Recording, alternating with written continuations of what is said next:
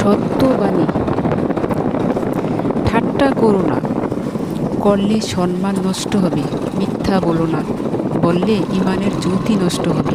নিরাশ হইও না, হলে হকের উপর থাকতে পারবে না।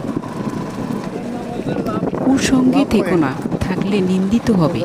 পাপ করো না, করলে আল্লাহর ক্রোধে পড়বে। কৃপণতা করো না, করলে মর্যাদা নষ্ট হবে। লোভ লালসা করো না, করলে উচ্চ শির থাকবে না।